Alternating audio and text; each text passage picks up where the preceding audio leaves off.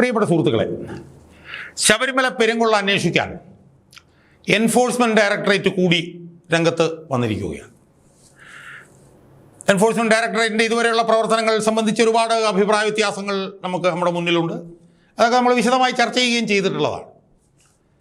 പക്ഷേ ഇതൊക്കെ ആണെങ്കിലും എൻഫോഴ്സ്മെൻറ്റ് ഡയറക്ടറേറ്റിൻ്റെ ശബരിമല പെരുങ്കൊള്ള അന്വേഷിക്കാനുള്ള അവരുടെ വരവ് CPM-ൻ്റെ പല ഉന്നത നേതാക്കന്മാരുടെയും ചങ്കിടിപ്പ് വർദ്ധിപ്പിക്കും എന്നുള്ള കാര്യത്തിൽ യാതൊരു തർക്കവുമില്ല. ഇഡിയുടെ കാര്യത്തിൽ ഇപ്പോൾ എന്താ സംഭവിച്ചത്?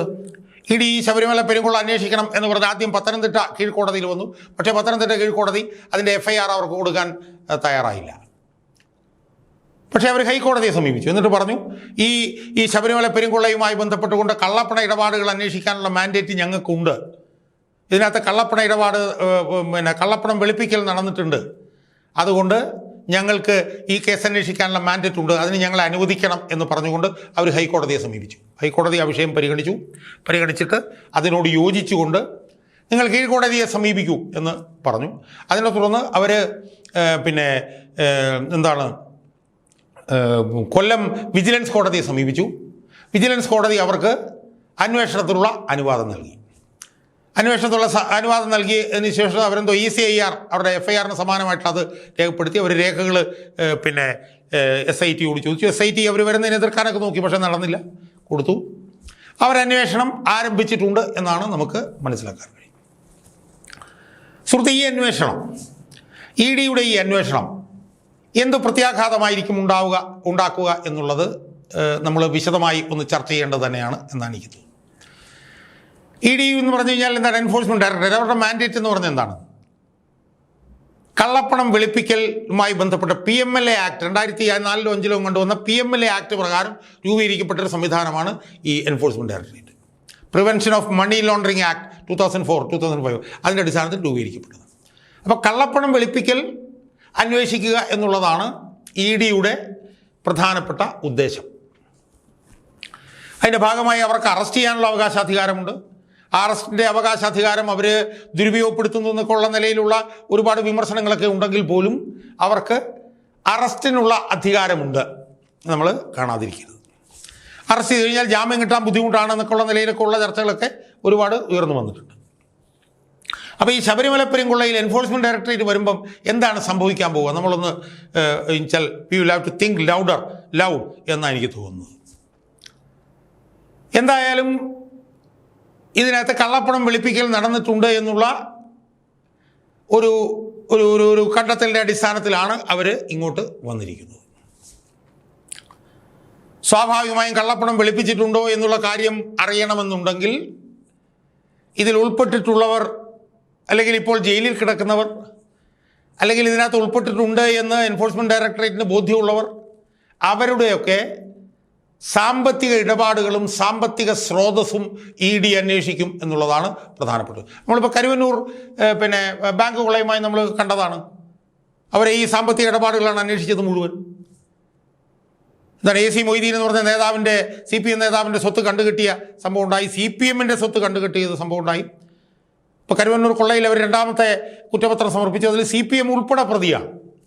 അവിടെയും അവരുടെ മാൻഡേറ്റിനനുസരിച്ച് ഈ സാമ്പത്തിക ഇടപാടുകൾ, കള്ളപ്പണം വെളുപ്പിക്കൽ, ഇതൊക്കെയാണ് കരുവന്നൂർ കേസിലും അവർ അന്വേഷിച്ചത്. അതിന് സമാനമായി ശബരിമല പെരുങ്കൊള്ളയിലും അവർ കള്ളപ്പണം വെളുപ്പിക്കലുമായി ബന്ധപ്പെട്ടുകൊണ്ട് സാമ്പത്തിക ഇടപാട്, ഇതിനകത്ത് ബന്ധപ്പെട്ടവരുടെ സാമ്പത്തിക സ്രോതസ്, അതൊക്കെ ആയിരിക്കും അവർ ചൂഴ്ന്ന് പരിശോധിക്കുക. സ്വാഭാവികമായി ഉണ്ണികൃഷ്ണൻ പോറ്റി, മുരാരി ബാബു, സുധീഷ്, ശ്രീകുമാർ, അങ്ങനെയുള്ള ഉദ്യോഗസ്ഥന്മാർ, അതോടൊപ്പം തന്നെ ഇപ്പോൾ ജയിലിൽ കിടക്കുന്ന N വാസു, A പത്മകുമാർ, അവരുടെ ഉൾപ്പെടെ സാമ്പത്തിക സ്രോതസ്, സാമ്പത്തിക ഇടപാടുകൾ, അതെല്ലാം എൻഫോഴ്സ്മെൻറ്റ് ഡയറക്ടറേറ്റ് വിശദമായി പരിശോധിക്കും. അതിനു മുമ്പ് അവരെ ചോദ്യം ചെയ്യാൻ വിളിക്കും, ചിലപ്പോൾ അറസ്റ്റ് ചെയ്തെന്നിരിക്കും. അറസ്റ്റൊക്കെ അവരുടെ കാര്യത്തിൽ സ്വാഭാവിക സംഭവമാണ്. അപ്പോൾ അതുകൊണ്ട് തന്നെ അവരിപ്പോൾ അറസ്റ്റ് ചെയ്ത് ജയിലിൽ കിടക്കുന്നവരുടെ സാമ്പത്തിക ഇടപാടുകളും സാമ്പത്തിക സ്രോതസ്സും വിശദമായി പരിശോധിക്കും എന്നുള്ളത് ഉറപ്പ്. ഇപ്പോൾ പത്മകുമാറുമായി ബന്ധപ്പെട്ടുകൊണ്ട് ഇപ്പോൾ തന്നെ നമ്മൾ കേൾക്കുന്ന ഒരു കാര്യം, അദ്ദേഹത്തിൻ്റെ വീട്ടിൽ നിന്ന് അദ്ദേഹത്തിൻ്റെ സാമ്പത്തിക ഇടപാടുമായി ബന്ധപ്പെട്ട് ഒരുപാട് രേഖകൾ ഇപ്പോൾ തന്നെ SIT എടുത്തിട്ടുണ്ടെന്നുള്ളതാണ്. അതെല്ലാം എൻഫോഴ്സ്മെൻറ്റ് ഡയറക്ടറേറ്റിന് കൊടുക്കേണ്ടി വരും. അവരത് സംബന്ധിച്ച് വിശദമായിട്ടുള്ള അന്വേഷണം നടത്തും. അത് വാസുവിനും പത്മകുമാറിനും കുരുക്കാകാനുള്ള സാധ്യത വളരെ വലുതാണ്. അടുത്ത ഘട്ടത്തിൽ ഇപ്പോൾ അറസ്റ്റ് ചെയ്തിട്ടുള്ളത് പങ്കജ് ഭണ്ഡാരിയും ഗോവർദ്ധനുമാണ്. പങ്കജ് ഭണ്ഡാരിയുടെയും ഗോവർദ്ധൻ്റെയും സാമ്പത്തിക ഇടപാടുകൾ അവരന്വേഷിക്കും. അവരുടെ സാമ്പത്തിക സ്രോതസ് എന്താണെന്നുള്ളത് അന്വേഷിക്കും. അതുകൊണ്ട് അവർക്കും കുരുക്കാണ്. ഇനി ഉടനടി തന്നെ അറസ്റ്റ് ചെയ്യപ്പെടാൻ പോകുന്ന 2-3 പേരുടെ പേരുകൾ കേൾക്കുന്നുണ്ട്. ഒന്ന് KP ശങ്കരദാസും മറ്റത് അഡ്വക്കേറ്റ് വിജയകുമാറുമാണ്. അവരുടെ ബോർഡ് അംഗങ്ങളാണ്. അവരുടെ സാമ്പത്തിക സ്രോതസ്സും അവരുടെ സാമ്പത്തിക ഇടപാടുകളും എൻഫോഴ്സ്മെൻറ്റ് ഡയറക്ടറേറ്റ് അന്വേഷിക്കും. അവർക്കും കുരുക്കാവാനുള്ള സാധ്യതയുണ്ട്. അടുത്തതായി ചോദ്യം ചെയ്യപ്പെടാനും അറസ്റ്റ് ചെയ്യപ്പെടാനും പോകുന്നത് അടുത്ത ദേവസ്വം ബോർഡ് പ്രസിഡന്റായിരുന്ന PS പ്രശാന്താണ്. PS പ്രശാന്തിൻ്റെ സാമ്പത്തിക ഇടപാടുകളും സാമ്പത്തിക സ്രോതസ്സും കാര്യങ്ങളും എല്ലാം അവരന്വേഷിക്കും. PS പ്രശാന്തിനും കുഴപ്പമാണ്. അപ്പോൾ ആദ്യം ഉദ്യോഗസ്ഥന്മാരുടെ സാമ്പത്തിക ഇടപാടുകൾ അന്വേഷിക്കും. ജയിലിൽ കിടക്കുന്ന ദേവസ്വം ബോർഡ് പ്രസിഡന്റുമാരുടെ സാമ്പത്തിക സ്രോതസ്സും സാമ്പത്തിക ഇടപാടുകളും അന്വേഷിക്കും. ഇനി അറസ്റ്റ് ചെയ്യാൻ പോകുന്ന ദേവസ്വം ബോർഡ് മെമ്പർമാർ, Devaswom board president PS Prasanth, അവരുടെ എല്ലാ കാര്യങ്ങളും ഈ സാമ്പത്തിക സ്രോതസ്സും സാമ്പത്തിക ഇടപാടുകളും അന്വേഷിക്കും. എന്നാൽ EDയുടെ അന്വേഷണം അവരിൽ അവസാനിക്കുമോ എന്നുള്ളതാണ് പ്രസക്തമായ ചോദ്യം. അവരുടെ അന്വേഷണത്തിൽ തീരാനുള്ള സാധ്യത വളരെ കുറവാണ് എന്നതാണ് എനിക്ക് ഈ വീഡിയോയിലൂടെ പറയാനുള്ള ഏറ്റവും പ്രധാനപ്പെട്ട ഒരു കാര്യം. എൻ്റെ ബലമായ സംശയം അതിന് മുകളിലുള്ള കടകംപള്ളി സുരേന്ദ്രൻ, VN വാസവൻ അവരുൾപ്പെടെയുള്ളവരിലേക്കും EDയുടെ അന്വേഷണം പോകാൻ സാധ്യതയുണ്ട് എന്നതാണ് അവരുടെ നെഞ്ചിടിപ്പ് വർദ്ധിപ്പിക്കാൻ പോകുന്ന വസ്തുത. അതിൽ കടകംപള്ളി സുരേന്ദ്രനെ സംബന്ധിച്ചിടത്തോളം വളരെ ക്രിസ്റ്റൽ ക്ലിയർ ആണ്. കാരണം ഈ ക്രമക്കേടുകളും ഈ കട്ടിളപ്പാളി ഇതെല്ലാം പുറത്തു കൊണ്ടുപോയ സമയത്തെല്ലാമുള്ള ദേവസ്വം ബോർഡിൻ്റെ ചുമതലയുള്ള മന്ത്രി അദ്ദേഹമായിരുന്നു 2016-21 കാലഘട്ടത്തിൽ. സ്വാഭാവികമായും അദ്ദേഹവും അന്വേഷണ റഡാറിലേക്ക് വരും എന്നുള്ള കാര്യത്തിൽ യാതൊരു സംശയവുമില്ല. അദ്ദേഹത്തിൻ്റെ സാമ്പത്തിക ഇടപാടുകൾ അന്വേഷിക്കപ്പെടും. അദ്ദേഹത്തിൻ്റെ സാമ്പത്തിക സ്രോതസ് എന്താണെന്നുള്ളത് അന്വേഷിക്കപ്പെടും. അദ്ദേഹം പണം ഉണ്ടാക്കിയിട്ടുണ്ട് എന്നുള്ള സംശയം ഇപ്പോൾ വ്യാപകമായിട്ടുണ്ട് എന്നുള്ളതുകൊണ്ട് അദ്ദേഹത്തിനും അദ്ദേഹത്തിൻ്റെ വയറ്റിലും ചിത്രശലഭങ്ങൾ, ദർ വിൽ ബി ഈ butterflies flying in his stomach also എന്നുള്ള കാര്യത്തിലും ഒരു തർക്കവുമില്ല. പക്ഷേ അത് കടകംപള്ളി സുരേന്ദ്രനിൽ അവസാനിക്കുമെന്ന് ചോദിച്ചാൽ അവസാനിക്കാനുള്ള സാധ്യത കുറവാണ്. കാരണം എന്താ, PS Prasanth Devaswom board president ആയിരുന്ന സമയത്തും ഇതുപോലെ ഒരുപാട് കാര്യങ്ങൾ ക്രമം വിട്ട് അവിടെ നടന്നിട്ടുണ്ട്. അപ്പോൾ സ്വാഭാവികമായും PS Prasanth Devaswom board president ആയിരുന്ന കാലത്ത് ദേവസ്വം ബോർഡ് മന്ത്രി VN വാസവനായിരുന്നു. VN വാസവൻ്റെ സാമ്പത്തിക ഇടപാടുകളും സാമ്പത്തിക സ്രോതസ്സും അന്വേഷണ വിധേയമാകാനുള്ള സാധ്യത വളരെ വലുതാണ്.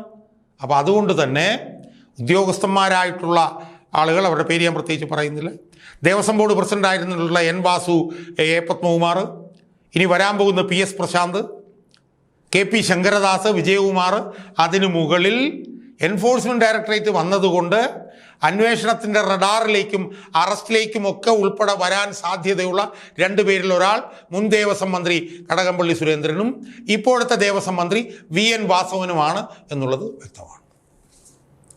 ഇനി ഈ സാമ്പത്തിക ഇടപാടുകളും സാമ്പത്തിക സ്രോതസ്സും ഈ സാധനങ്ങളൊക്കെ അന്വേഷണം നടത്തിക്കൊണ്ടിരിക്കുമ്പോൾ AKG സെൻറ്റർ ഉൾപ്പെടെ അതിനകത്തേക്ക് വരുമല്ലോ എന്നുള്ളത് നമുക്കിപ്പോൾ പറയാൻ പറ്റില്ല. കാരണം കരുവന്നൂർ കേസിൽ CPM പ്രതിയാണ്. CPMൻ്റെ സ്വത്ത് കണ്ടുകെട്ടിയിട്ടുണ്ടെന്ന് തോന്നുന്നു കുറച്ച്. അതുകൊണ്ട് ഈ വിഷയത്തിൽ അത് AK സെൻറ്ററിലേക്ക് പോകുമോ എന്നുള്ളത് നമുക്കറിയാൻ പറ്റില്ല. ഈ കടകംപള്ളി സുരേന്ദ്രനിലേക്കും VN വാസവനിലേക്ക് എത്തുമ്പോൾ അതിന് മുകളിലേക്കൊക്കെ എത്തുമോ എന്നുള്ള കാര്യം നമുക്കിപ്പോൾ പറയാറായിട്ടില്ല. ക്ലിഫ് ഹൗസിലേക്ക് അതിൻ്റെ വേരുകൾ പോകുമോ എന്നുള്ളത് നമുക്ക് പറയാൻ പറ്റില്ല. എന്തായാലും ED വന്നതിൻ്റെ ഒരു ഇമ്മീഡിയറ്റ് ഇമ്പാക്റ്റ് എന്ന് പറയുന്നത് കടകംപള്ളി സുരേന്ദ്രനും VN വാസവനും അന്വേഷണത്തിൻ്റെ റഡാറിലേക്ക് വരാൻ ഉള്ള സാധ്യതയാണ് എന്നുള്ളതാണ്. അവരുടെ സാമ്പത്തിക ഇടപാടുകൾ, അവരുടെ സാമ്പത്തികത്തിൻ്റെ സ്രോതസ്സ്, ഇതൊക്കെ തന്നെ എൻഫോഴ്സ്മെൻറ്റ് ഡയറക്ടറേറ്റ് അന്വേഷിക്കാനുള്ള സാധ്യതകൾ വളരെ വലുതാണ് എന്നാണ് ഈ ഘട്ടത്തിൽ കൃത്യമായി നമുക്ക് സൂചിപ്പിക്കാനുള്ളത്.